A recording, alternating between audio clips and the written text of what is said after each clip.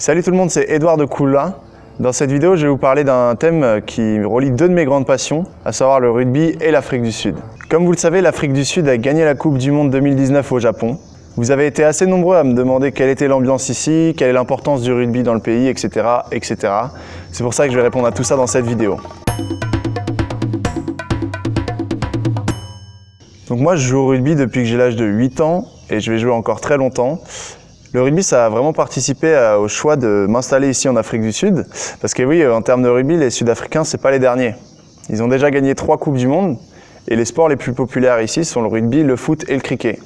Vous avez sûrement vu le film Invictus de Clint Eastwood avec Morgan Freeman et Matt Damon. C'est pas le cas, allez le voir, vous allez voir, c'est un film super. Et du coup, on est en droit de se poser la question, est-ce que cette victoire de la Coupe du Monde a eu autant d'impact que retracent les événements de 1995, à savoir la première Coupe du Monde gagnée par l'Afrique du Sud, juste après la fin de l'apartheid. Alors je ne vais pas rentrer dans les détails dans cette vidéo sur la situation actuelle de l'Afrique du Sud. On y consacre une vidéo entière qui sortira la semaine prochaine et je vous invite fortement à aller la regarder. Cette vidéo, elle sert plus à vous faire partager ce que j'ai pu observer pendant la Coupe du Monde, mais aussi ce que je retiens des matchs que je joue ici, parce que je joue au rugby ici dans mon équipe des Boschveld Pumbas. Alors bravo aux Sud-Africains, malgré une demi-finale un peu timide contre les Gallois, ils ont su montrer vraiment du rugby champagne en finale, avec des avants très conquérants, avec de la vitesse à l'aile, notamment Cheslin Kolbe, vraiment un super joueur, et aussi une balle qui circule très bien. Donc ils ont battu les Anglais, et ça c'est super. Pourquoi? C'est parce que les Français et les Sud-Africains, quand on parle de rugby, en général, l'Angleterre, on les aime pas beaucoup. Alors nous, les Français, on a des raisons de prendre un match contre l'Angleterre très au sérieux, de par notre passé historique. Mais c'est pareil pour les Sud-Africains. Pourquoi? C'est parce que l'Afrique du Sud a été colonisée par des Hollandais, par des Portugais et surtout par des Anglais. Fin 19e siècle, il y a notamment une guerre contre les descendants de fermiers hollandais qu'on appelle les Boers. Donc cette guerre des Boers s'est finie par une victoire pour l'Angleterre. Bien sûr, plus tard, l'Afrique du Sud est devenue indépendante. Mais cette défaite des Boers contre les Anglais a provoqué une grande rancœur de la part des Sud-Africains. Et cette rancœur, elle s'exprime souvent au rugby, notamment dans cette finale de 2019. Si ce sujet-là vous intéresse, la relation entre les Anglais, le rugby, l'Afrique du Sud, etc., je vous renvoie à la vidéo de l'Ovaliste qui est très bien faite. Donc bref, ils ont battu les Anglais, ils ont gagné la Coupe du Monde, super, et du coup il se passe quoi?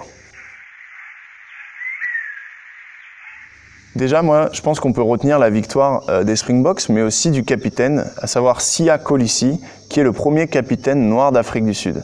Ça peut nous paraître anodin, mais c'est assez important. Pourquoi? C'est parce que depuis plusieurs années, l'équipe de rugby d'Afrique du Sud doit respecter des quotas de joueurs noirs et de joueurs métis. Comme vous avez pu le voir dans le film Invictus, le rugby en Afrique du Sud s'est joué majoritairement par des blancs.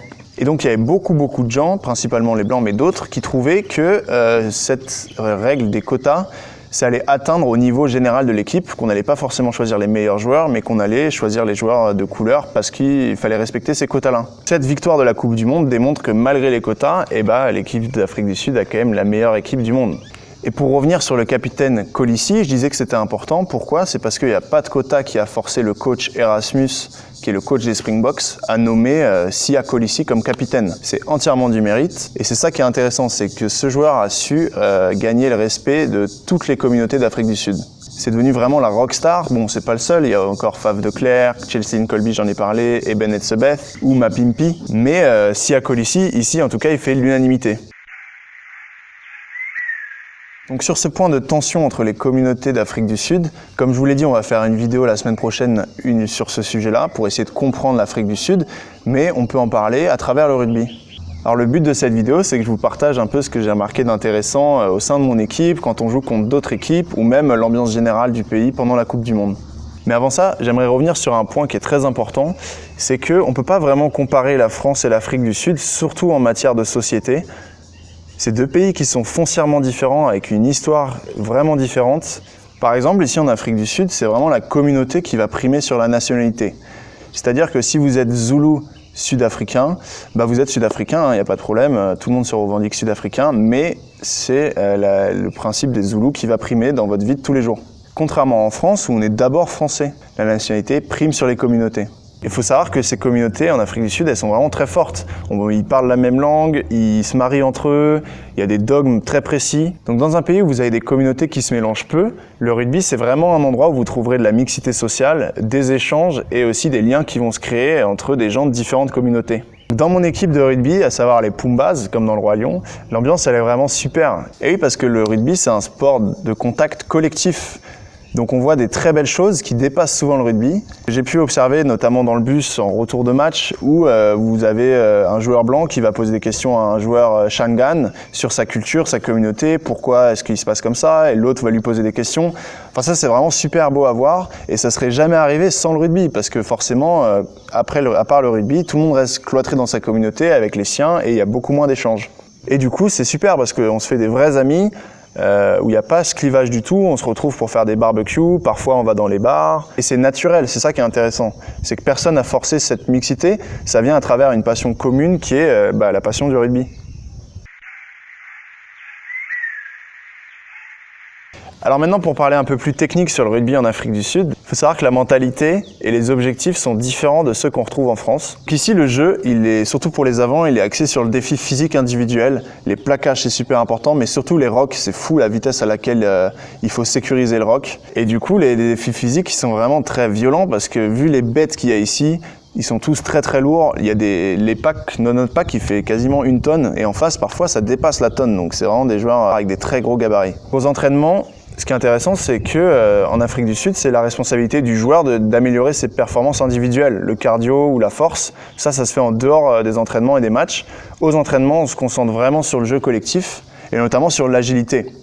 L'Afrique du Sud, c'est l'hémisphère sud, donc comme les Blacks ou en Argentine, il faut que le ballon circule, il faut que ça aille vite et il faut éviter au maximum les temps morts. Donc ça, c'est assez marrant. On fait beaucoup de touch et c'est fou. Même des piliers font des chisteras, des passes en arrière.